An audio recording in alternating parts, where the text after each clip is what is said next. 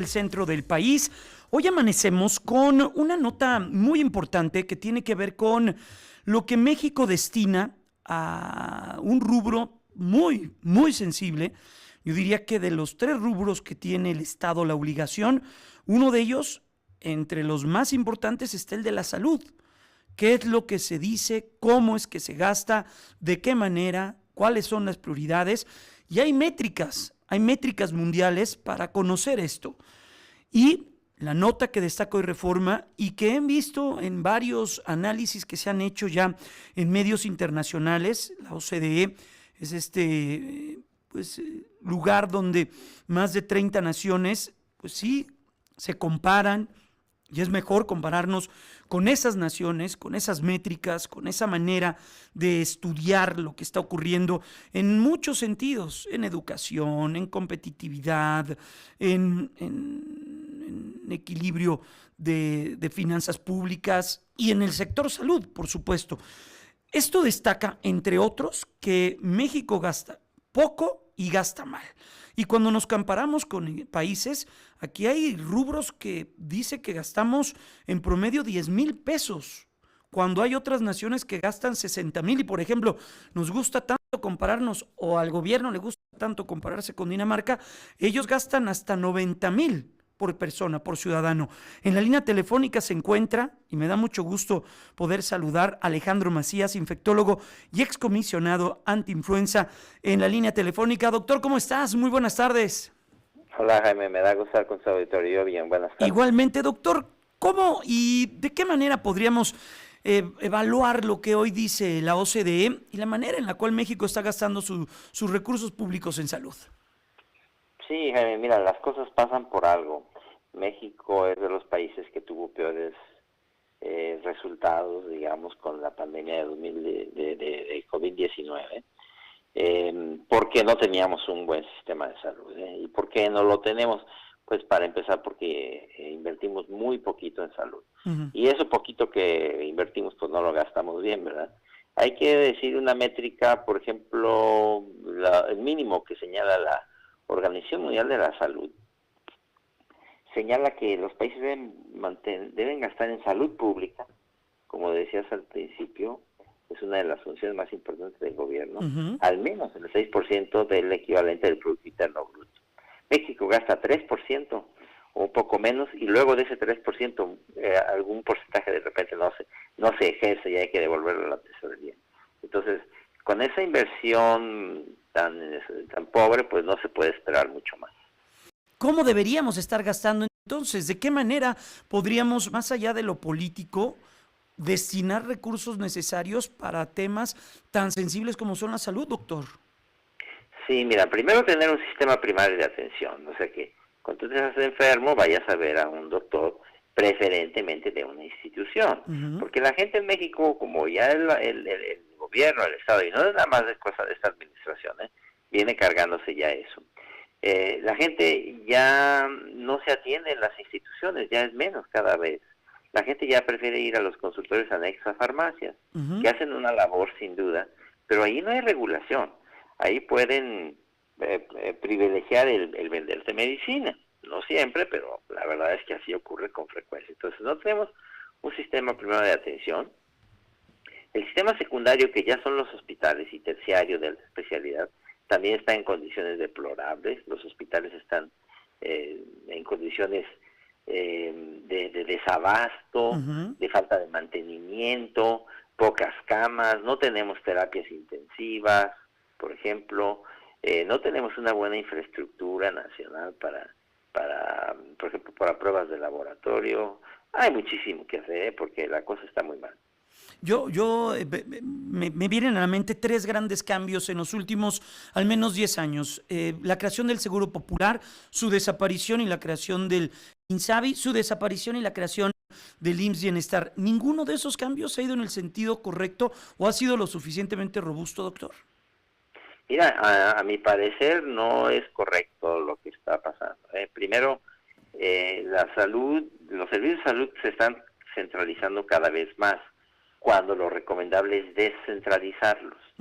Cada vez se está yendo más todo a la federación, y luego este nuevo sistema de salud del IMSS del IMSS Bienestar, pues es una buena intención, pero al final si uno lo analiza va a ser un apartheid médico, en donde todavía el acceso que tengas a la salud dependerá de tu condición laboral, porque una cosa son los que tengan seguro social, que no es perfecto ni mucho menos, pero al menos sabes que tienes acceso a muchos servicios, inclusive de alta especialidad, Uh-huh. y esos nuevos, ese nuevo sistema del IMSS Bienestar poda muchos de esos servicios de alta especialidad para la gente que no tiene seguro social. No se crean que van a tener los mismos derechos que la gente asegurada.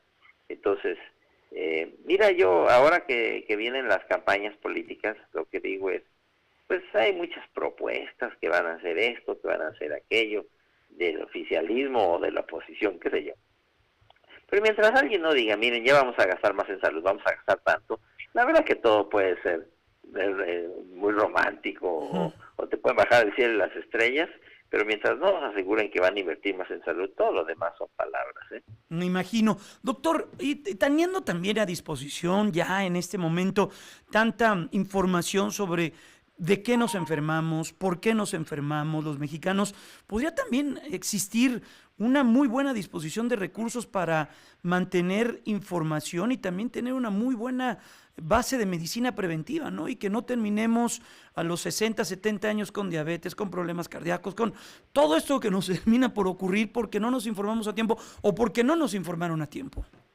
Sí, todo el sistema preventivo que depende Exacto. de, por ejemplo, de mandos medios, de lo que tú dices sobre los servicios informativos o la formación de datos a través de los servicios de epidemiología son muy importantes. Saber qué es lo que está pasando, dónde se pueden aplicar los recursos, qué se necesita. También todo eso, hay muchísimo que hacer allí y muchísimo que mejorar. De hecho, con la entrada de la pandemia, muchos de los servicios digamos, de mandos medios en la epidemiología, pues quedaron insuficientes, deficientes.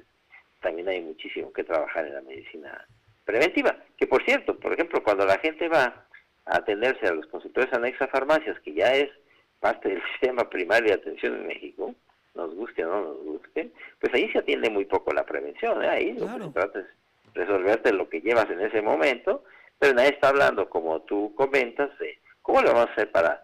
Ya 1 de cada 6 mexicanos adultos tiene diabetes, eso es trágico. Eso es tremendo, ¿Cómo le sí. vamos a hacer? ¿Qué va a pasar, no? Sí, Porque la diabetes se va a derivar en un problema renal o en un problema cardíaco y ahí van escalando las enfermedades conforme pasan los años. mira, nomás lo que va a haber de necesidad de hemodiálisis en los siguientes 10 años. Cuando los diabéticos que están ahora, las personas que viven con diabetes ahora, desarrollen algunos de ellos, no todos, por fortuna, pero aunque sea una poca proporción Uh-huh. de toda esa gente con diabetes, simplemente no hay manera de pagar toda la hemodiálisis que se va a necesitar en México en los siguientes 10 años. Es una cosa, vamos a necesitar unidades de hemodiálisis como si pusiéramos tiendas de autoservicio Qué cosa. o Oxxos en cada esquina, porque es que simplemente no va a ajustar y no estamos haciendo lo suficiente para que eso no ocurra. Claro. Doctor, aprovechando que se encuentra en línea telefónica, estamos platicando con Alejandro Macías, infectólogo, excomisionado antiinfluenza. Veo información de un brote de gripe aviar en algunos puntos de Estados Unidos y veo también algunos artículos sobre no perder de vista esto, porque ya hay una alerta ciertamente de lo que está ocurriendo entre animales, pero que si esto brinca a mamíferos, ¿pueden existir riesgos para los seres humanos?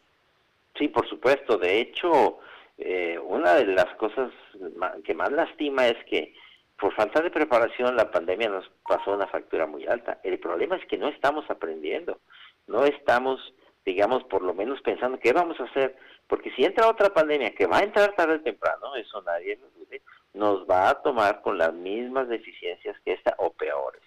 Y puede ocurrir en cualquier momento. Una de ellas, como mencionas, es la influenza aviar, que ya pasó de las aves salvajes a las aves domésticas, ya ha entrado a las granjas, en algunos lugares ya se ha transmitido a los mamíferos, pero ahora ya parece estarse transmitiendo entre mamíferos. Recuerden que nosotros somos mamíferos. Uh-huh. Y en cualquier momento puede ocurrir que pase del ganado, por ejemplo, de los cerdos, o del ganado, que pase al ser humano. Y si se empieza a transmitir entre personas, vamos a tener una pandemia. Y como nos trata la pandemia, pues eso dependerá del grado de preparación que tengamos. Si nos toma como esta, sin un servicio primario, sin unidades de terapia intensiva, con hospitales en condiciones deplorables, nos va a poner una igual o peor de la que sufrimos con COVID-19. Veía las estadísticas, la gripe aviar es hasta 50% más letal que el COVID-19 y transmisible, ya ni decir, ¿no? Sí, mira, inclusive se transmitiera menos, pero un virus nuevo que se empieza a transmitir paulatinamente, tarde o temprano nos va a pegar a todos, ¿eh? O sea, se va a tardar más, se va a tardar menos, pero el problema es que hay algunos virus, como la influenza aviar, que tienen una mortalidad, como bien dices, mucho mayor que COVID-19.